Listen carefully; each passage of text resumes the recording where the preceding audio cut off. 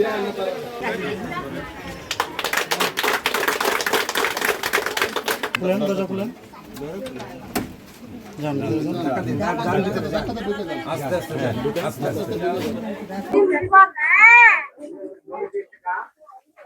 আগে অনেক কষ্টে আছি, পানি পড়তো, ঘর ভাঙ্গা। এবারে তো আমার বাবা আমার একটা ঘর দিল। আমরা এখন খুশি, খুশিতে সে শান্তিতে থাকবো। আমরা তো সাংবাদিকরা আইছে, তারা ঘর দিতে গেল। আমার ব্যাগটি ব্যাগটা হেরা ভিডিও করে নিল। খাওয়া খাদ্য দেখতে গেল, কি দেখাচ্ছে, লবণ দেখাচ্ছি, ব্যাগটা দেখতে গেল। পানি পরে এটা পর্যন্ত একটু করে তুলি, তখন আমার শান্তি। এই বেলা তো পানি পড়তো, ঘর পানি পরে খুব কষ্টে থাকতো আমরা। যে সময় পানি পরে এই কিছু ডাবর টাবর দিয়ে দেয়, পানি যেখানে পরে এখানে, হ্যাঁ, পরে এই আমরা থাকতে পারি। সবাই তো চাই এখন শেষ বসে বসে এখন কোনো কাজকাম করতে পারে না। এখন তো এই থাকানোর জায়গায় চাই ভালো যাতে থাকতে পারি। কিন্তু আমার স্বপ্ন সব পূরণ হয়ে গেছে। আমার স্বপ্ন পূরণ করছে বেরেস্তার কামাল। আসলে মূলত এরা খুব কষ্টের ছিল। ঘর ছিল ভাঙা, ঘরের চাল ছিল না, চালের উপরে হলো আপনার প্লাস্টিক গুলা হলো এরা বিছিয়ে হলো থাকে ঘরের ভিতরে। ঘরের ভিতরে ঢুকে দেখলাম যে খাওয়ার যে পরিবেশ, ওই খাওয়ার পরিবেশও ছিল না। আমি যেদিন আসি ওই দিন তারা ওই স্বামী স্ত্রী মানে একদম তরকারি ছাড়া লবণ দিয়ে ভাত খেত আর কি।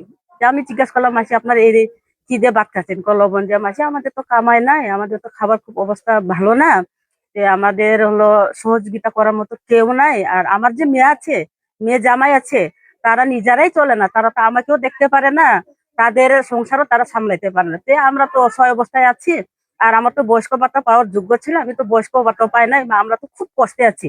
আপনি যদি একটু হেল্প করতেন তাহলে আমাদের জন্য খুব ভালো হতো। আমরা শেষ বয়সে ভালো জীবন যাপন করতাম, অথবা আমরা ভালো খেয়ে একটু মরতে পারতাম, তাহলে একটু ভালো হতো আমাদের জীবন। এই সামনে দুর্গাপুর প্রেস ক্লাবকে আমি খবর দিই, তাদের সাথে আমি আলাপ করি।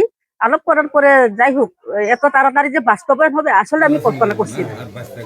এই ঘরের জন্য আমি মাননীয় স্পিকারকে অসংখ্য অসংখ্য ধন্যবাদ জানাই শ্যামনগরের পক্ষ থেকে, এবং এখানে যে তারা গড় ভুক্তভোগী তাদের পক্ষ থেকে আমি মাননীয় ডেপুটি স্পিকারকে কৃতজ্ঞ চিত্তে আমার মন ভরে তাকে ধন্যবাদ জানাই। আমি আবারও ধন্যবাদ জানাতে চাই যারা দুর্গাপুর প্রেস ক্লাবের সদস্য, তাদেরকে আমি ধন্যবাদ জানাই, যেহেতু তাদের সহযোগিতায় এই ঘর হয়েছে। কিরণ হাজং এবং পিকুলা হাজং এরা বার্ধক্য এবং অনেক বয়স হয়েছে। তাদের বয়স হওয়ার কারণে তাদের কাজকর্ম করার মতো তাদের সামর্থ্য নাই, যার জন্য তারা খুবই অসহায় এবং দারিদ্র একটু চরম পর্যায়ে ছিলেন। ওনারা ঠিক মতো খেতে পারতেন না, কারণ তার ইনকাম ছিল না। ভাঙ্গা টিন ছিল, পুরানো টিন, এবং যেগুলাতে বৃষ্টি পড়তো ওগুলাতে ওই যে পলিথিন দিয়ে ঢাকার চেষ্টা করতো, বৃষ্টিতে ঢাকার চেষ্টা করতো। তো এইভাবে তাদের, আর যখন বৃষ্টি পড়ে তখন ওই দেখছি হাড়ি পাতিল ওই ঘর যাতে না ভিজে আর কি, এটার জন্য তারা পাইতে রাখতো, যাতে বৃষ্টি পানিতে ঘরে নোংরা না হয়। এই জন্য এভাবে তারা খুবই কষ্টে, মানে বৃষ্টিতে ভিজে, অনেক সময় অনেক রাত ভারী বৃষ্টি হইলে মানে না ঘুমায়ও তাদের রাত কাটছে এই অবস্থা। তারপরে খাওয়া দাওয়া ব্যাপারটা, অর্থনৈতিক ব্যবস্থা খুবই শোচনীয় আর কি। আসলে এটা মানুষের যে মৌলিক চাহিদা, এই মৌলিক চাহিদার মধ্যে বাসস্থান একটা বড় চাহিদা।